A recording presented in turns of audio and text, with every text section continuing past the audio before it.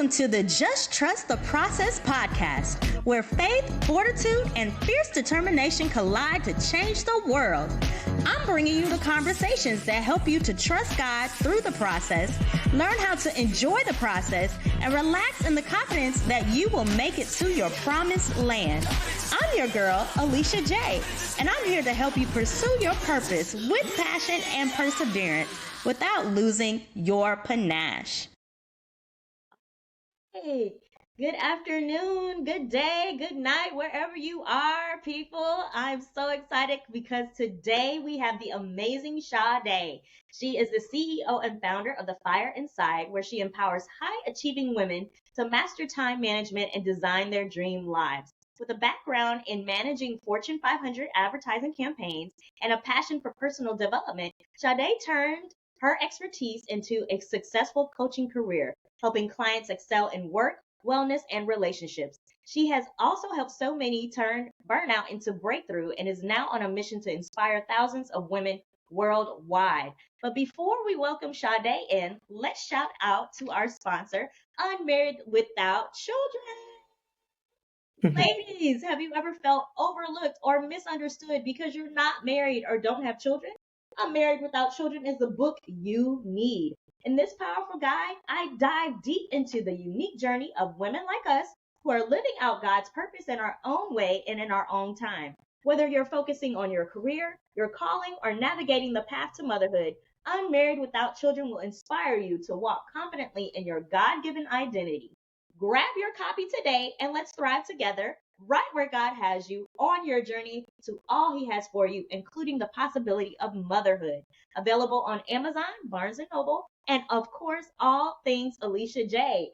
And if you are married with children, this is still a great book for you to read too. Or you could gift it to one of your good girlfriends. So don't count yourself out if you're married with children. You can also purchase this book, again, on Amazon, Barnes & Noble, and all things AlishaJ.com. Welcome. I'm so excited to have you here because we met last year. I signed up for one of your consultations because I was like, listen, I am having a hard time with this procrastination thing. I'm having a hard time with time management. I am burnt out. I'm tired. I don't know all the things. And then I got a chance to meet you in person earlier this year at I think it was a 7-figure summit with Candace Janae in Atlanta, Georgia, and who I'm also going to be interviewing pretty soon as well. So she'll be on the podcast as well. So it's really cool how all the things are working out today. But I was like, I need Sade to come and snatch some edges, help us out, because listen, procrastination be getting us all the time. Like I procrastinated getting this podcast together. I was supposed to launch this but last year. So, thank okay. God His grace. But we're here now. we here now. So Sade, please tell the people a little bit about yourself. Sure. Well, thanks for having me, Alisha. Also, congrats on the book. That's amazing. Thank you. I'm definitely gonna check it out. Everyone should check it out who's listening. But hi everyone, I'm Sade Kelly. I mean, you already gave an amazing intro, but I'll give a little bit more background into like how I even became a time management coach, because it's not something I think most people have heard of usually. I think I asked that question at the summit and you were like, I have, because you heard of me. Yeah. I was like, what was so crazy is I knew who was supposed to be coming up, and it like didn't click until we got in the room. I was like, I know Sade. Like, yeah. I was like, I know her. yeah.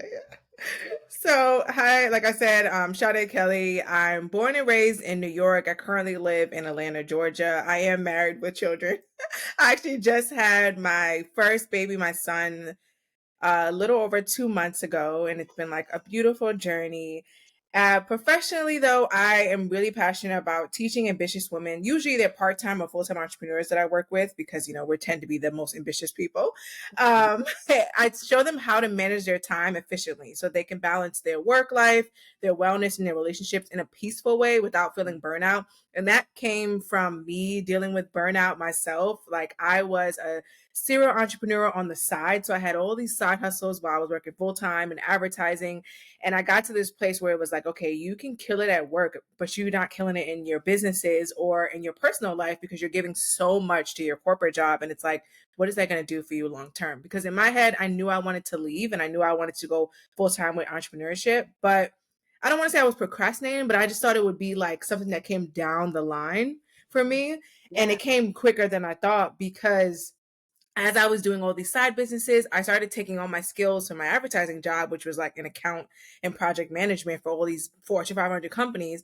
And I started using those skills in my own life. And I realized, oh, I can cure burnout. I can leverage my time to do all the things I want. I just have to think about it like puzzle pieces and I have to put it together in the perfect puzzle for me, not a perfect puzzle for someone else. And I think that was like the biggest shift that helped me to start helping others because others started asking me like, well, how do you manage your time? How are you able to work your job 9 to 5, work out, have a man, like, do all the things and have side businesses? Yeah. So then really I did a workshop with some of my friends. They came back and they were like, Sade, like I save like 4 hours each day. I basically I have them working like I'm able to like have my business as part-time hours. And I was like, whoa, just from what I taught you.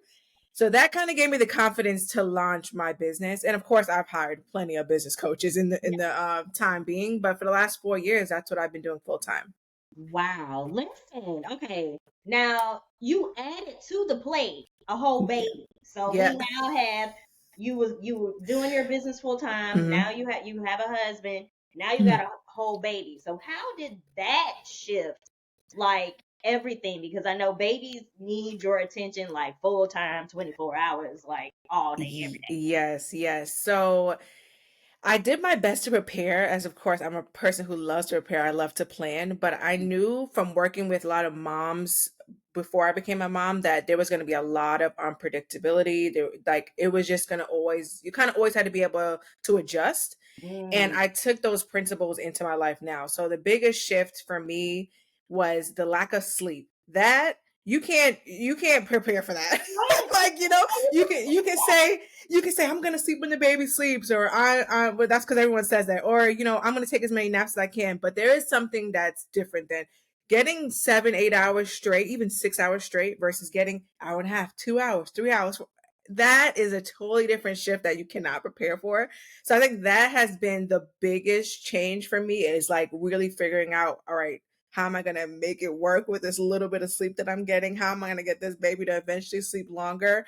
And he's gotten better stretches now, but that was one of the biggest adjustments. Another adjustment for me was I was someone I love my morning routine. I love my night routine. I loved having like a daily schedule. Mhm. I've had to switch from having like a really time blocked out schedule to having aims for the day. So it's like, hey, if I can get to these 3 things today, I'm doing really good today. Because I the like thing is, you can't really predict when the baby's gonna wake up, when he's gonna go to sleep. You can create a schedule, but at the end of the day, a lot of them don't always follow that schedule day to day. At least so far, I'm only like that. 2 months in, Right, but right. what I've noticed is okay, if I can tell myself, you know, you may not get to your morning routine in the morning, but can you get through your meditation, your journaling, like your wellness practices, get to the gym in the day Yeah. and do at least 2 to 4 hours of work? You killed it today. So Listen. that's kind of like how I've personally shifted my schedule with a newborn. And I think it'll evolve in time, but that's some of the biggest changes I've experienced.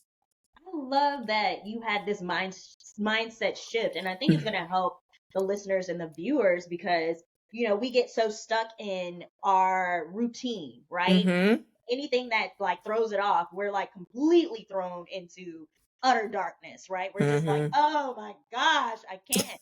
And Sade is like, no, just pivot. Like you just Mm-hmm. added something in, and you may not be able to keep your at 9 o'clock I get up and I do my prayer. At 10 o'clock I'm gonna Mm-hmm. eat breakfast. At 12 o'clock I eat lunch. At 11:30 I'm gonna go and talk to my client. At 3 o'clock that's when I'm wrapping up my day. Now you have a human that needs your attention 24/7. And you said you are like, hey, if I can reach these 3 things today, I have made a big impact for my week, right? Yeah. Which I love because it lets us know that you can be flexible, Right. Right. um, and you need to learn how to be flexible and learn how to pivot.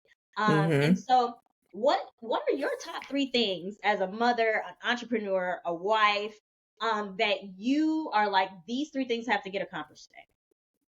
Well, it varies every day, but one thing that's on it every single day is first I call it my daily success ritual, Okay. which basically used to be my morning routine, but I call it daily success ritual because like I said, it's not always happening in the morning.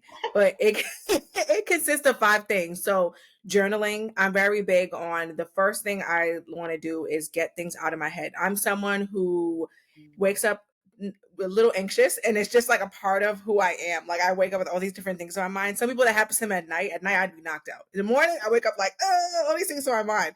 So I like to like release them in the morning. So I have 5 journal prompts that I do. The first is what are 3 things or what are some things that went well yesterday? So I always like to reflect on what went well. Second thing is what are some things you would improve? Because we got to go there. Yeah. The third thing is what are 3 things you're grateful for? And I try to make those different every day so that they're not the same. Right. And then the fourth thing is what are 3 things you love about yourself?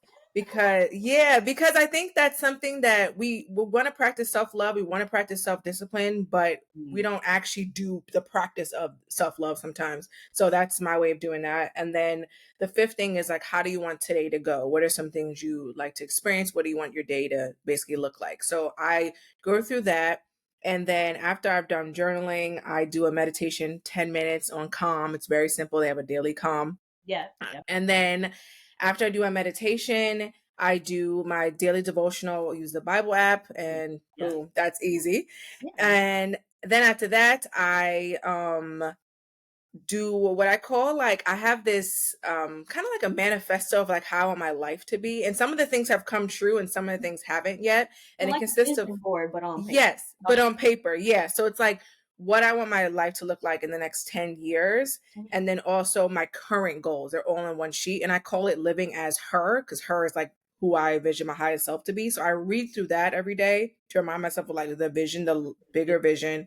And then the last thing I do is I used to be reading a physical book, but with a baby, it's listening to an audio book. So then I ended off with just reading an audio book or listening to an audio book while I'm like, cooking breakfast, getting him changed, feeding him, doing whatever. I love that. So you're still able to do the things that you like to do. You just change how you did them. I love how you said, I used to have the opportunity to read a book, but thank God for Audible now, right? You can listen to the book and then you can speed it up, slow it down, however you want to. I love me some Audible. Listen, I read a book in 2 days. Okay? Yes. Because I'm not a big reader, so I love Audible. And I know like back in the day, these weren't options, that were afforded to so we are very blessed to be in this technology age. Yeah. And so are there days where you feel like I am not going to be able to do it today? This is not happening today. Yes, there are. I pause because it's like, here's the thing with me. I've gotten to a place where I can move past feeling and action. Okay. So when you ask that question, the first thing that goes off my head is like, of course I feel like that, but that doesn't mean I take the action based on my feelings, right? So I've been able to learn how to separate, and this is a big thing I work through with clients because I used to be a serial procrastinator, perfectionist type of woman, and I've gotten out of that by leaning into logic when I need to and getting away from emotion. And it doesn't mean I don't feel the emotion.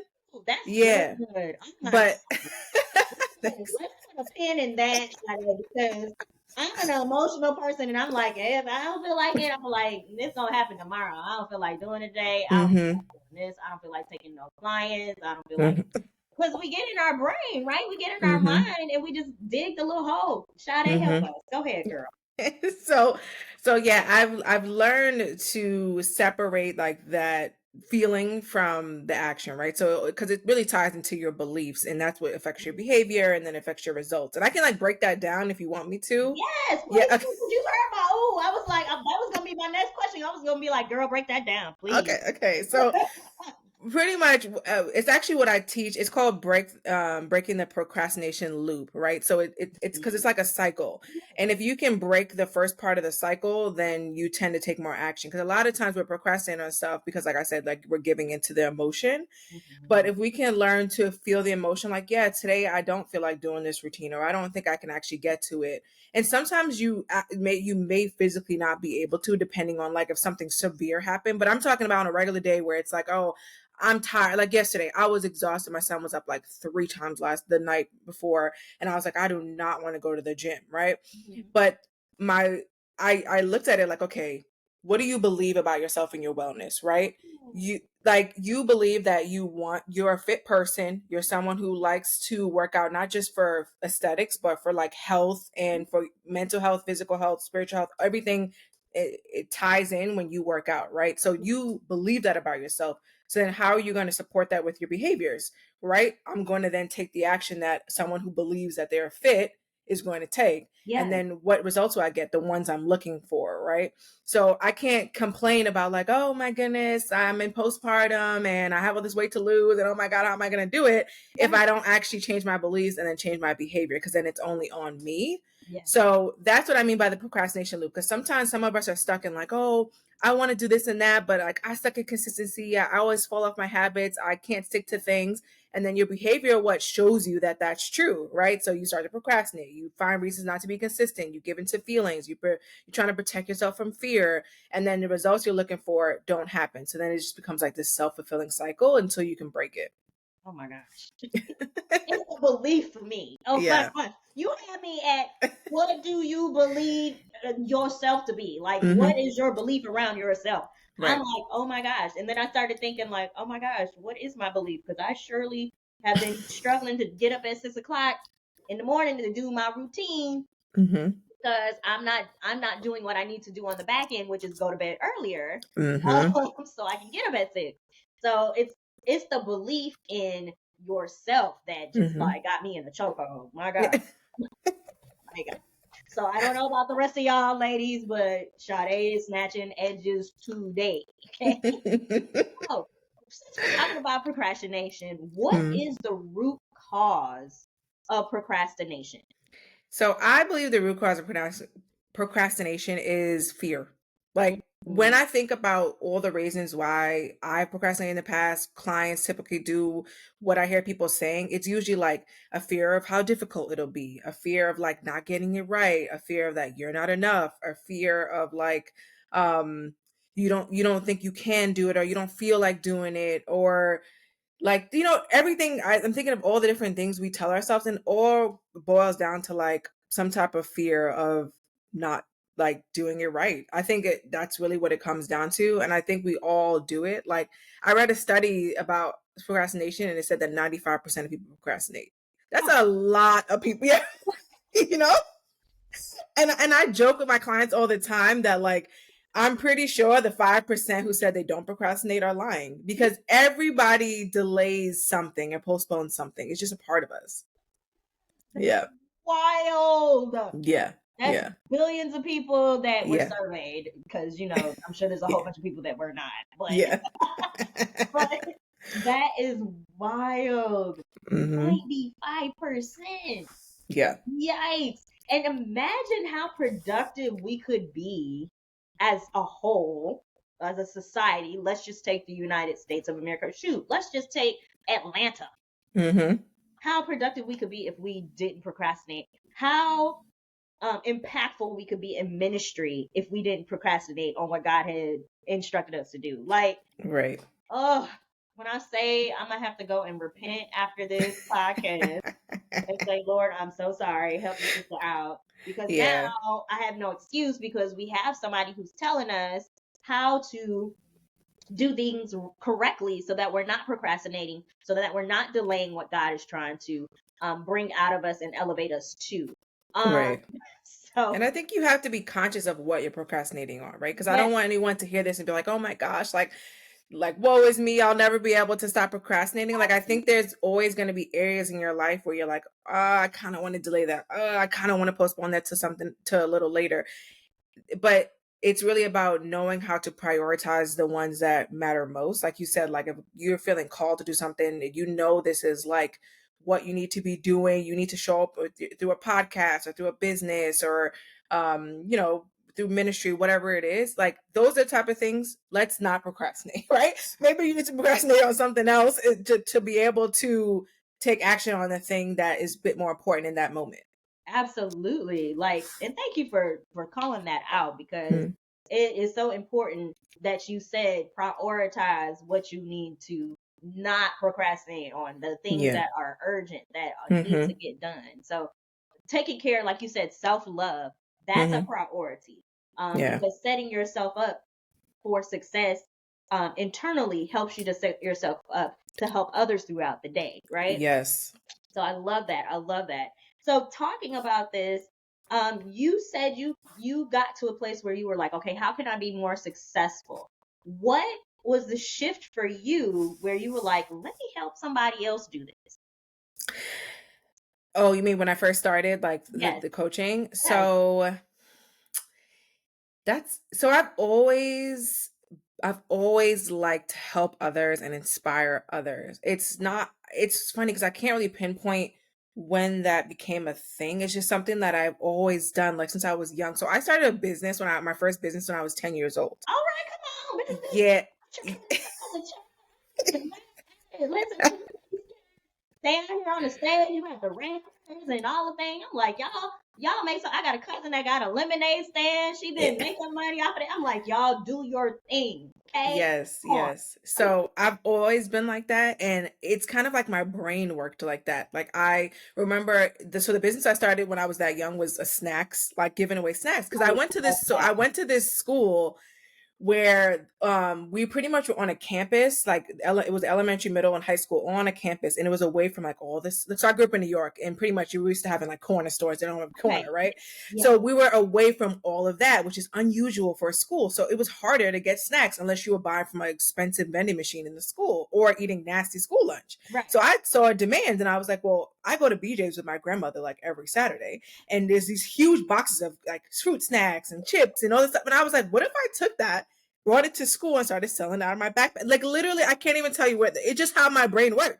And I remember going to my grandmother and I was like, "So can I just buy these boxes?" And she thought I was buying it for the house. I was taking all those to school, and she started to notice. She was like, "Why is it going down so quickly?" And I'd be like, "Oh, I'm selling it to the kids at school. I've made like $20, which was a lot when you're 10." So yeah. So like I've always kind of like liked serving or helping people in some way, finding solutions to things. So I think I took that as an opportunity in entrepreneurship, because the first thing I started as a business was a blog. It was called The Fire Inside, which is what I call my business now, but it's just coaching. And I wanted to help people because when I got out of college, what I noticed was no one taught me how to be an adult, I say. Like that's how I would phrase it. I knew how to get to the job, right? I had got a corporate job in advertising. I studied marketing communications. Like I thought I did everything perfect. And then I got to the job and I felt completely unprepared. I didn't feel like school helped me like at all. And then I'm sitting at the job like, is other people dealing with this too? Like there has to be a community of people dealing with this.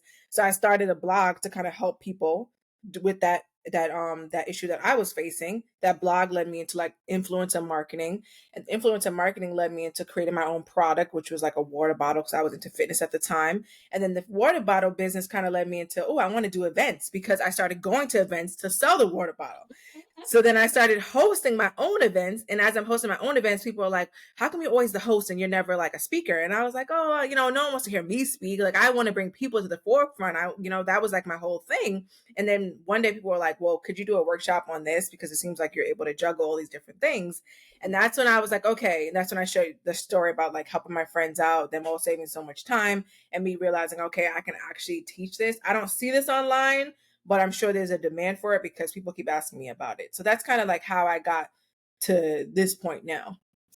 Listen, first of all, I'm still stuck on Miss Entrepreneur, 10 years old, doing the side hustle. She was the candy and cookie pusher. Yeah. So, even teachers were buying from me. It was like a whole thing. And then I love to hear that, because as entrepreneurs, sometimes we can be misunderstood because we have 10 50, 11 ideas in our head, and we're Yes. trying to push all of them out at one time. And, Yeah. you're like, okay, whichever we got all the irons in the fire, whichever one catches fire, we're going with it. And so I Mm-hmm. love that you were in that space of, okay, well, I got the water bottle. We at Mm-hmm. the events. Let me do the events. Well, let me host the events. Now we speaking at the events. So I love the evolution of what you were able to do in your business, and how that now led to what you're doing in the coaching realm. And Mm-hmm. so I want that to encourage women, men, whoever's watching this, that Mm-hmm. you're not crazy. Entrepreneurs, we all are like this. We all got Yes. 50, 11 things going on, just waiting for God to break out the big thing, whatever the thing is. Mm-hmm. So, but keep going, keep pushing, and that's what just trusting the process is all about. And Mm. so we're gonna help you through this process by helping you get over procrastination. But we're gonna take a quick break to shout out one of our sponsors, our other sponsor. So this episode is brought to you by All Things Alisha J, your one-stop destination for inspiration, empowerment, and all things fabulous. Whether you're looking for motivational content to uplift your spirit, makeup tips and tricks, or resources to help you navigate life's challenges with confidence, All Things Alisha J has got you covered. Visit allthingsalisha.com today and join the community of women walking in their God-given purpose, one fabulous step at a time. All right, so shout out to All Things Alisha J. All right, so we are here again with Miss Sade Kelly. She is dropping gems. She is snatching edges. She is coming for the hems of your pants. Like, she is giving us what we need in order to make sure that we are fully believing in what we do, who we are, and whose we are, right? Hmm. So I want you, Sade, to give us 3 practical mindset shifts we can tap into now to help us overcome procrastination. So one of my favorite ones, and this one, it took me some time to accept it, but I love it. Once you get to this, you're like, okay, this makes sense. So procrastination isn't bad. It also isn't good, nor is it a personality trait. So Oh, that's what right? Yes. people in the back. And when I say people in the back, I mean me. So procrastination isn't bad. It isn't good, nor is it a personality trait, right? And what I mean by that is just an action you can choose to do or not do. Think of it as like, if I'm procrastinating in this moment, I'm choosing to delay or postpone something because maybe there's an unpleasant feeling. Maybe I'm feeling some doubt. Maybe I'm a little tired, whatever it is. So don't label it as good or bad. Just say it's a choice I'm making. And then if you're okay with the choice, make the choice. And then most of the time, you're not going to be okay with the choice. So you go the other way, right? So I think that's one big mindset shift that if you can make, it's going to help you out a lot. Mhm. Second one is I love to leverage Parkinson's law. So if you haven't heard of Parkinson's law, pretty much what it is the idea that work expands to fill up the time allotted for its completion. Basically, a fancy way of saying how much time you give yourself is how much time you'll take up. And I see this all the time.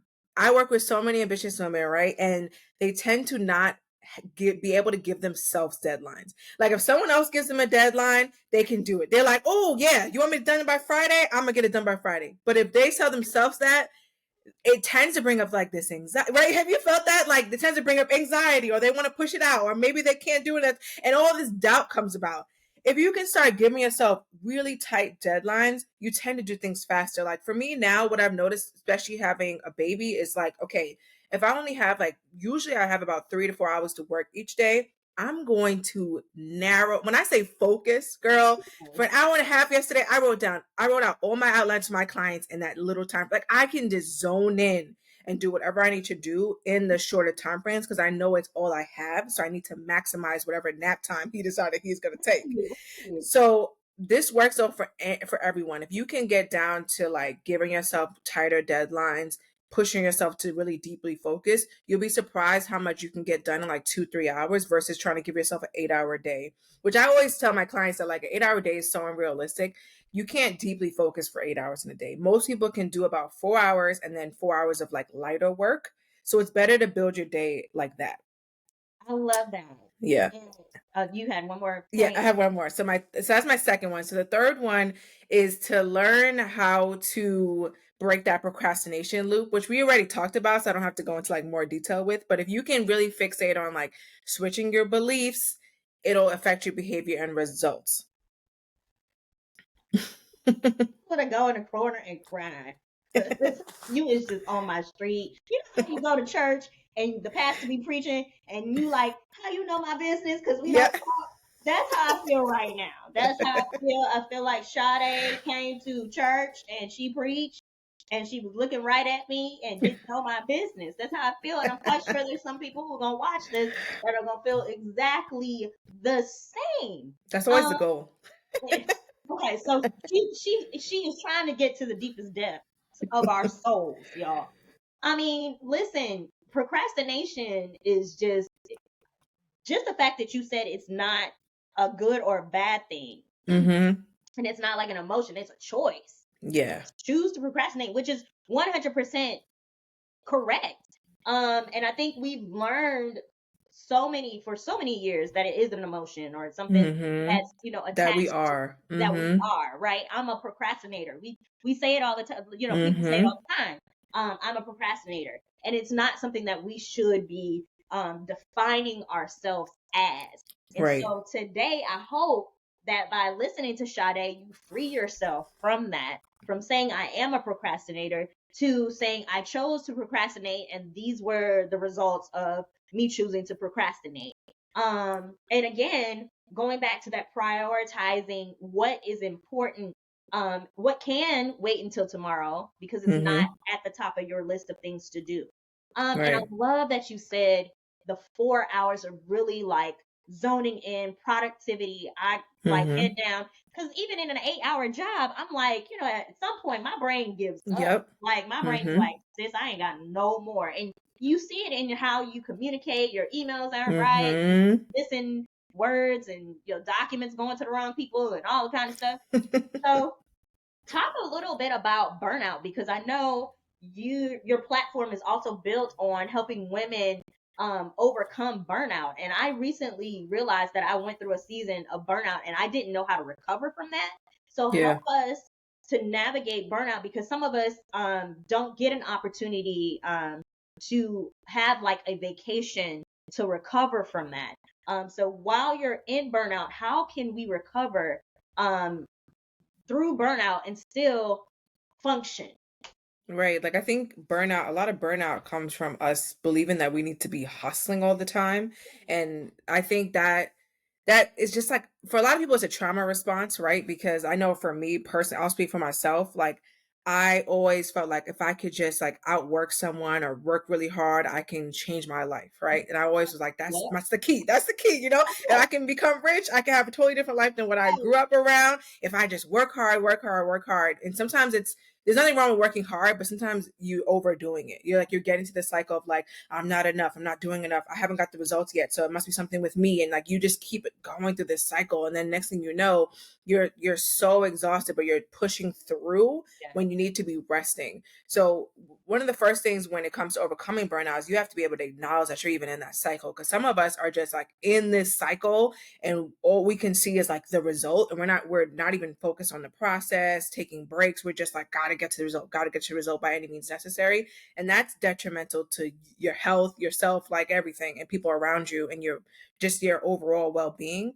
So ways to overcome burnout, really getting fixated on like changing your boundaries. So not just when we think of boundaries, at least for what I've experienced with a lot of people, they always think of like, I need to have boundaries with others, but you got to have boundaries with yourself first. Oh, Like, yeah. what are your work boundaries? What are your times where you take breaks? Are you going to the wellness checkups that you need to be going to? Are you um working out? Are you eating well? Are you getting enough sleep? Are you doing things that excite you? Are you monitoring who you're around and what you give your energy to, what you're thinking about? Like, Are you working on your personal development? Those are all things that we forget to do sometimes because we're trying to get to the goal. And those are things that need to be prioritized if you ever want to get to the goal. It's like sometimes people come and they want help with time management and they just want business systems and they want to be more efficient in business and they want to make more money. And I'm like, yes, sis, we can do all of that.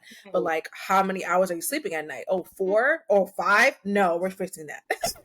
Oh, you're not working out, but you're talking about you're tired every day, or you're sitting here eating pizza all the time instead of getting your vegetables in. Like, I'm looking at you holistically because all of that ties into your productivity and your time management, and all of that also is going to tie into whether you are burnt out or not. So those are some of the top things that someone tells me they're burnout that we're gonna like start auditing certain parts of your life and then making those shifts. Like when I'm building out a schedule with a client, they always are surprised that I don't go, oh, what are your work hours? That's not the first thing I ask. I ask, okay, how much fun are you having on a regular basis? Like, where are we going to fit that in? What are your hobbies? Like, how much time are you spending with yourself, with building relationships? Like, I had a woman who, like, this was something that I usually don't help with, but I ended up helping her find a relationship because she wasn't spending enough time dating. So one of the first things I asked when we were building her schedule, because she had said one of her goals is like, to find love. And I was like, well, how much time are we spending dating? She's like, oh, I may go out here and there, blah, blah, blah. And I was like, girl, like, what? Like, you're not even putting the time in to get to where you want to be. So, like, how are you going to get there? Going out the house. Exactly. Yes. Exactly. And you always working. Like, I'm like, you literally work all day and you work from home, so you're not even interacting with others. Yeah. You're not gonna meet nobody even at work. Yes. Oh my God. Yes. So those are some of the biggest things I help women through. And then we can start plugging in the hours you're gonna show up, like for work, right? But we have to treat everything in our calendar super important. Like if something's not in our calendar or not scheduled for it, to me that's you telling yourself it's not important. And then that means it's not gonna happen. Yeah. And yeah. You said so much in that little piece. Because it's just the fact that you're like, the issue isn't the time management, the issue is you. Yeah. What you said. It's you. We got to focus on you first. What's going on internally? What's going on mentally? How do you feel spiritually? Because you start with it's almost like doing makeup. Like I can sit in somebody can sit in my chair, and if I feel that your spirit is off, I'm like, all right, we got to fix this, because whatever you got going on internally is going to reflect in my work on you. I'm mirroring your energy, right? And so it's the same thing. It's like you can somebody said this, we did some paint on a home, and the home needed some other repairs. And the person was like, it was like putting lipstick on a pig. And it's like we've come in, we've tried to do the things. You can teach me how to do time management, you can teach me how to do all the things, but if I'm not settled in my spirit, then it's going to be a waste of time. And right. So no pun intended. But I did love that. I love that your approach is to make sure that everything internally is right, and then we can work on the external. And that's just with anything that you're trying to change. So the important thing you said, mindset is a big deal in doing these changes. How difficult is it for us to overcome our negative thoughts and thinking when it comes to time management? I think the difficulty level is going to vary per person, right? It depends on how much work you're already doing on yourself. Okay. But I will say that you have to acknowledge that we all are wired for negative bias, right? Yeah. And that's because of the fight or flight part of our brain, just because it kept us safe years ago and we've never really evolved from that. Yes. So yes, we are all going to tend to harp on the negative, remember the negative. So that's why I think doing practices that help you to reframe your thoughts is really powerful. I do it with my clients all the time. Like it's to the point where my clients they'll say something and they'll go, let me reframe that. Let me think of how I can because they know I'm going to reframe it or ask them how. Right. Yeah, so we're already we got it. Like, they were literally so like this happened to me yesterday on a client call. Like she said something, she's like, Now, how can I reframe that? She literally said out loud and reframed it, because the thing is the negative, and I love that because it shows that I am embodying it, but also they're learning that the negative thoughts will always be there. But how can we learn to just switch them and make them positive instead of trying to just be like this chronic positive person all the time? Because I think that can also be detrimental as well. But knowing that, okay, I'm wired for negativity. I'm going to have this negative mindset sometimes, but I can reframe it, and I could do practices to reframe it, like saying out loud the reframe, or like I said, doing the journaling. Like I love to write out certain things every day, or like having my affirmations or my manifesto, like my become my living as her manifesto, that kind of I read through and remind myself of what I'm going after. Because I don't, especially for me, even though I practice those things every day, I don't wake up like rah rah ready to go, like excited every single day, like I just don't, I'm being honest. So I have to like prep myself to get myself there. So I think if you are dealing with negative emotions, start taking actions to work on reframe them to make them positive, instead of being so down on yourself about even having the negative emotions or having the negative thoughts or mindset in the beginning. But it has to be something you work at. Mindset is, I wish it was like a snap of the finger. I wish we could just read a mindset book and just mindset done. This is not the case. I've read so many books.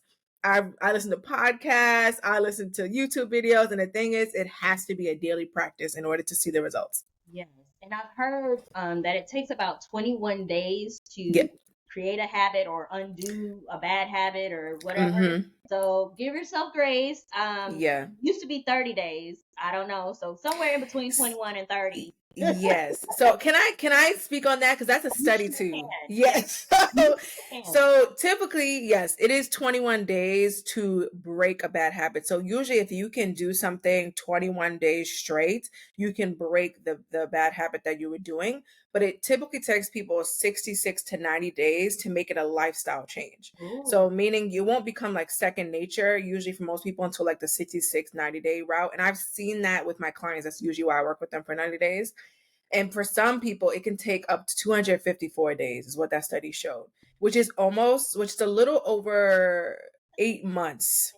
That's so So, yeah, so give yourself grace, right? Like, a lot. and hold yourself accountable. And like, I always tell clients, like, stop trying to be perfect and consistent, meaning every single day. Like, define it with some flexibility, right? Like maybe out of the 30 days, you did 24 days, or you did 20 days, or maybe out of the 7 days, you did like 4 days, and you work yourself up to 5, 6 days. Like, don't go in saying, I'm going to go full throttle, because that's usually where people fail.